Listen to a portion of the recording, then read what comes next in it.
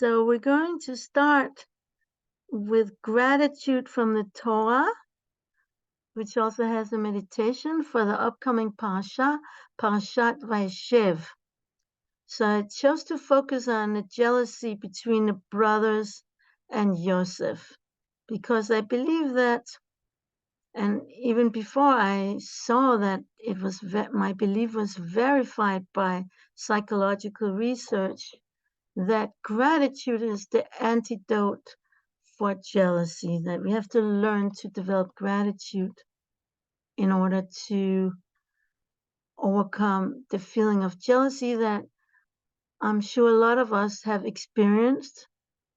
A 2020 study shows that 40 to 90% of people feel jealousy, and about 30%, show that jealousy.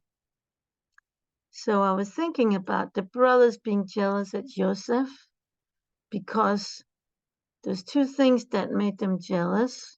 One was the special coat that his father gave him, and like he's chosen this by his father. And the other one was the dreams that he had that showed his superiority over the brothers. But I was thinking that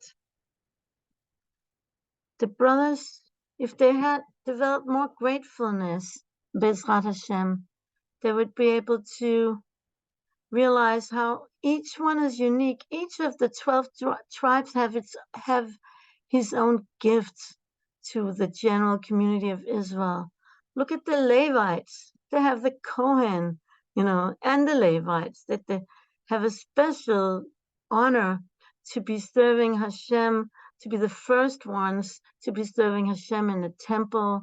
And even when we don't have the temple, they're the ones to get the first and the second aliyah in the synagogue, and always are treated with more respect. So that is, just one tribe, Cohen. Yehuda. So kingdom comes from Yehuda. So that makes him special. So each tribe has something that's special for them. And instead of looking at what Yosef had and being jealous of him, if they just tune into their own specialty with gratefulness for their gift and their job, so maybe they wouldn't have sold Yosef to Egypt, and maybe there wouldn't have been an Egyptian exile. The Torah is filled with stories of jealousy, unfortunately. But so it's something so fundamental in the Bible and in our lives. The very first two brothers, the very first two children created, born in the beginning of the Torah, Cain and Hevel. There was a terrible sibling rivalry between them that sadly ended in Cain murdering his brother Hevel. And then we go on to Abraham's two sons, Yishmael and Yitzchak. And if you look carefully in the story in chapter 21 of Bereshit, with Rashi, where it says that Sarah saw Yishmael mitzachek. She saw him playing. Rashi explains she saw him trying to murder Yitzchak and saying, "Oh, we're just playing." He was throwing arrow at him. And what was it that caused him to want to murder Yitzchak? It was the dispute over the birthright, and the birthright which includes the right for the land of Israel, to the land of Israel. So what is still, what the descendants of Ishmael are still trying to murder us for, already was described in the Torah in the beginning, in the first book of the Torah, Bereshit. And then you go on, what we just read in our previous parashat about Esav wanting to kill Yaakov and pursuing him because he had gotten his birthright. He had continued to get what Yitzchak got, Yaakov, which includes the land of Israel. And Esau was murderously furious. And it was only with utmost humility that Yaakov was able to assuage him. And so then it goes on in the prophets, and Shaul gets gripped by a terrible feeling of jealousy towards David when the people, especially the women, were singing a song that said something like, ha ha ha ha ha ha, Shaul killed thousands, but David killed 10,000. Yeah, yeah, yeah, yeah, yeah, yeah. And Shaul was so overcome by jealousy of David, and he pursued him to kill him numerous times. And it doesn't end there. And so we could just go on and on and on, but we're not going to do that now. But in our parasha that's coming up, Parashat Vayeshev, we see that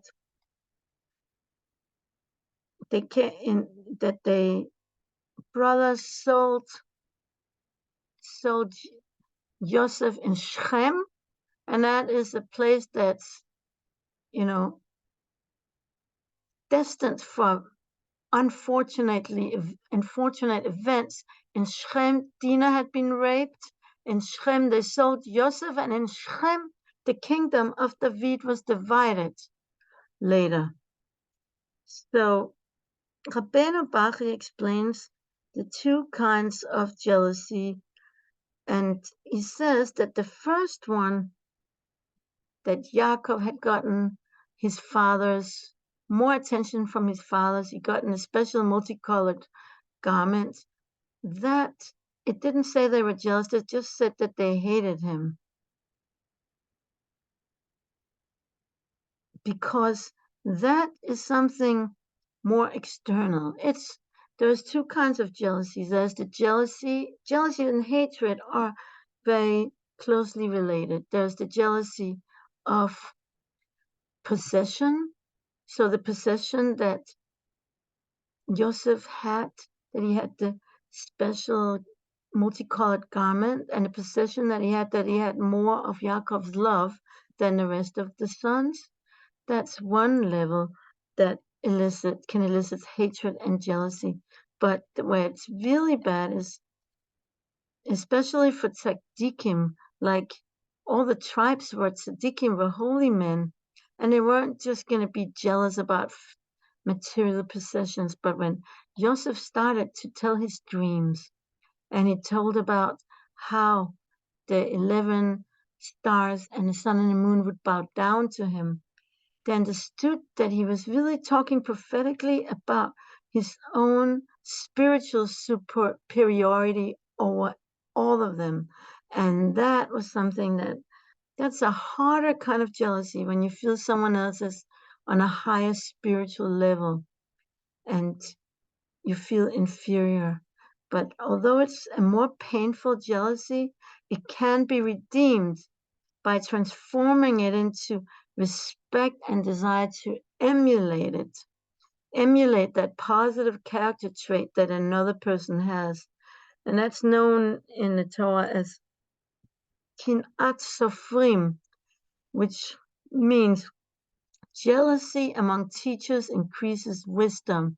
It's mentioned in the Gemara, Baba Batra 21a. So that kind of jealousy can be redeemed by using it, spurring it for us to try to better ourselves, to be inspired by the thing we're jealous at. Now, there's even within the jealousy of quality, there is another distinction that's made by, what is his name? The one who makes the distinction? Beit Halevi. And he says, there was two dreams that Yosef had, right?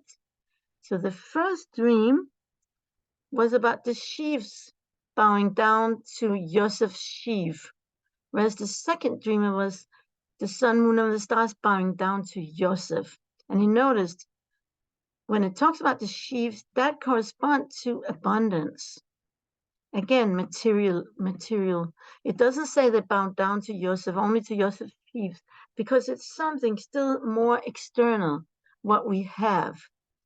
But what was much more internal was the spiritual superiority that the stream of the sun, moon, and stars described. And there it said they bowed down to Yosef himself, not just to Yosef's star, but to Yosef himself, because he had a superior level of spirituality that no one had yet achieved. So that was very painful for the brothers, and they hadn't yet been able to turn it into respect and emulation. So we see here that the underlying root causes of jealousy is low self-esteem, like the brothers felt inferior by Joseph's dreams. And this is also what psychological research confirm, that when people feel I'm not good enough, that's what the brothers felt. We're not good enough if we cannot reach Joseph's level. Instead of realizing, I always like to use examples from the garden. If you think about a spinach plant, so it's never going to be as glorious, as beautiful, as fragrant as a beautiful rose. It's never going to be. But it has other qualities, the spinach. What does it have? It has a lot of vitamins and minerals, and it's much more edible than rose petals are, even though rose petals can be used in tea, but they're bitter if you just eat them in salad. Nobody really used them in salad. And certainly you cannot make like a rose souffle that you can make with spinach. So if the spinach would not try to be a rose and not compare itself with a rose, it would be much, that's the concept of gratefulness, it would be much happier. So a lot of times we're like a spinach trying to be a rose, and that causes a lot of unhappiness. And that's that's what the brothers were about. So, and the second thing is, that's the root of jealousy, is having expectations of what others should do for us, or what we should achieve in life if these expectations are not met. Like, so we may become jealous when we're not satisfied with our lot, when we compare ourselves with other people who appear more fortunately than us. Then we become envious of their achievements, positions, wealth, and resources. So that's the key to overcome jealousy, is developing self-love, overcoming the natural tendencies to compare ourselves with others, and letting go of unrealistic expectations. In other words, we need to focus on what we have rather than what others have. And you notice something really interesting, that it's universal for all children. When you see children play, so there may be a lot of toys lying on the carpet or wherever they're playing. And so if one child grabs hold on to one toy, all of a sudden the other child wants that toy. But and he absolutely wants that toy that the other child has. But when his brother lets go of the toy, he's not interested in it anymore. And this is something very difficult to grow out of. A lot of adults, we're still like that. We want something specifically because others have it. And when others don't have it, we couldn't care less about it. But that's really a sick attitude, or at least in the very least, it's a very childish attitude. That the awareness, of like, if there's something I don't have that someone else have, I get possessed and obsessive with getting it. This happened to me one time, again, with my garden.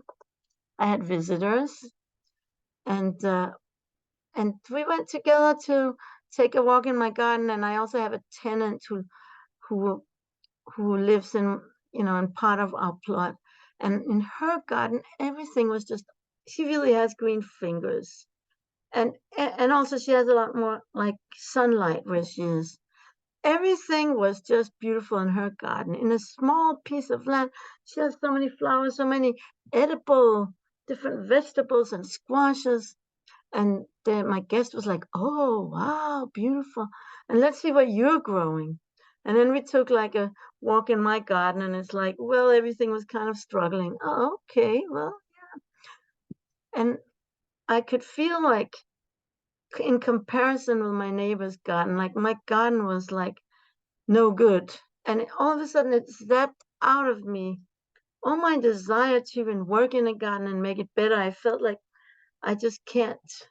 If I can't make a garden as good as her garden, then why should I even bother? And then, and that was a garden that I used to really enjoy and was happy with until it was compared with the other garden and I saw it through my guest's eyes. And so it is just like the children. When someone else is holding on to that toy, then they want it. When they let go of it, they don't want it. When someone else has it, that's when we want it. And so it's the same with all these advertisements. They take advantage of this weakness that we have. And so the awareness that a new object suddenly creates a want, it leads to an awareness that we have a lack. So this is what happened, for example, with smartphones. Like let's say we have a phone that we thought was mind-blowing the year before.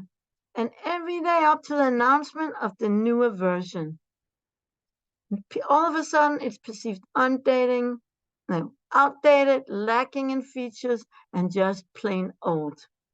So to overcome jealousy that leads to dissatisfaction and unhappiness, we need to stop focusing on the objects we don't have and shift our awareness to what we do have and what we were perfectly happy with until we discovered that others had something seemingly better.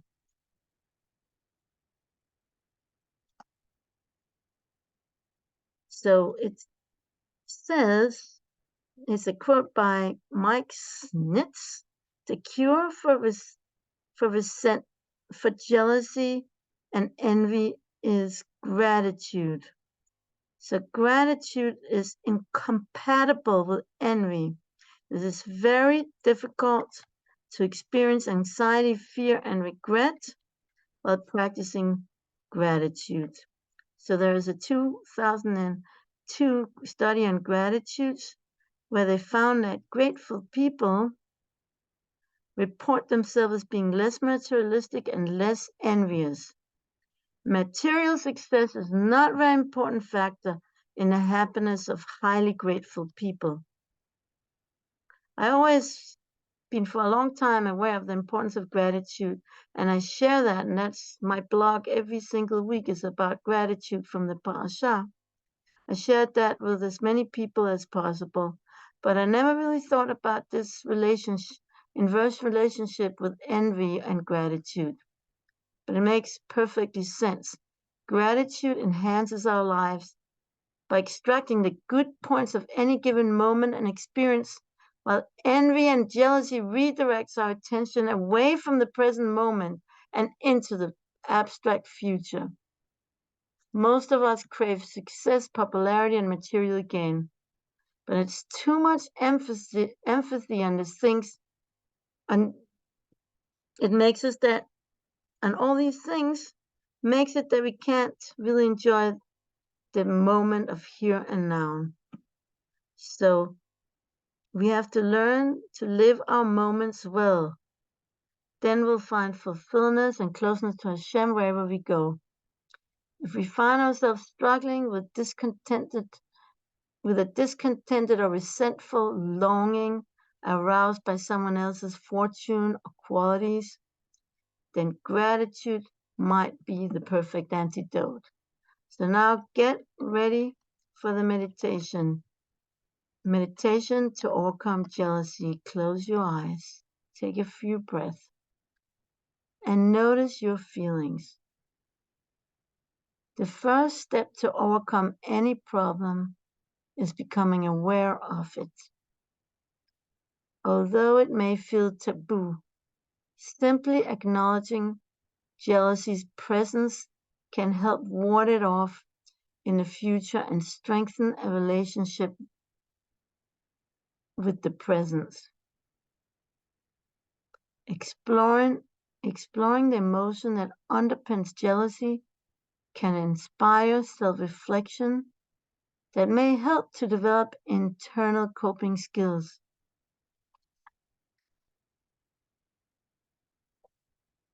Being honest with the other party about jealous feelings can spur productive conversations about what the relationship might be missing and how to repair the bond. So think now about how you're feeling. Where do you have any tinge of jealousy?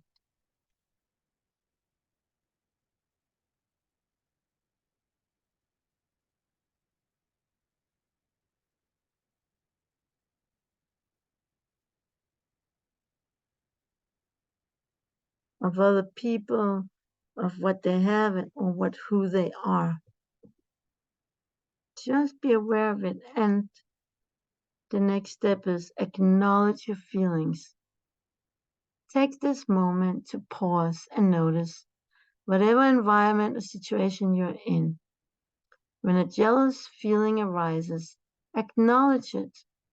Before you run off to a thought tangent, take a moment and a deep breath into your belly and recognize the feeling is there. You might say aloud or to yourself, I'm feeling jealous. Observing your thoughts gives you the power to take control over that direction. Now breathe and reflect. Once you've noticed that you're feeling jealous, simply paying attention to your breathing and taking slow, conscious breaths can ease the tension by bringing you back to the present moment. It can even stop you from becoming stuck in that one negative thought and letting your spirit spiral down into an impasse of pessimism. This practice may seem simple, but it's tough at first since our minds are conditioned to old thinking habits. Try to practice your breathing for as long as you can with deep inhalations into your belly and deep exhalations out, making the exhalations longer than the inhalations. With repetition, this exercise can be the one that saves you from what may be the most common happiness killer, overthinking.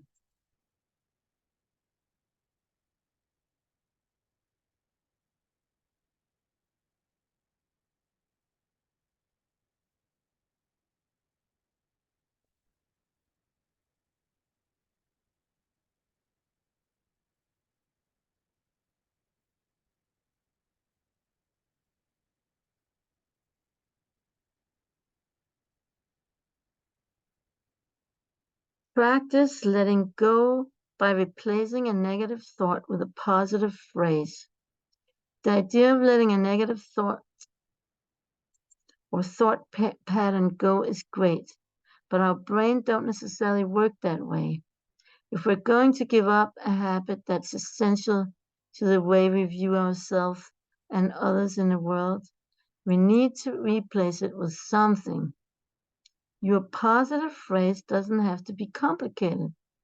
All it has to do is propose a positive idea to a positive sentence to replace a negative thought. Because jealousy often arises as a result of feeling inadequate. You may choose to combat jealousy with a phrase by focusing on that, with a phrase focusing on abundance. Think about it this way. If you believe there's enough for everyone, there's nothing to compete for. So see if you can form your positive phrase.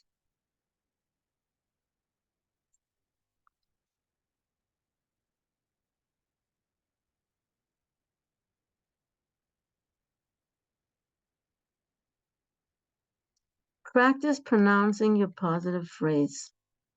Choose a phrase that best counters your negative, jealous thought. If you're struggling with feeling like others have more than you have, you may recite something like, Hashem grants all of us exactly what we need, or there is enough for everyone in Hashem's world, or I'm happy with my portion. If you find that you're struggling with feeling inadequate, you may choose, I'm blessed with Hashem's abundance. Repeat your chosen positive phrase slowly over and over, with a long breath in between each repetition.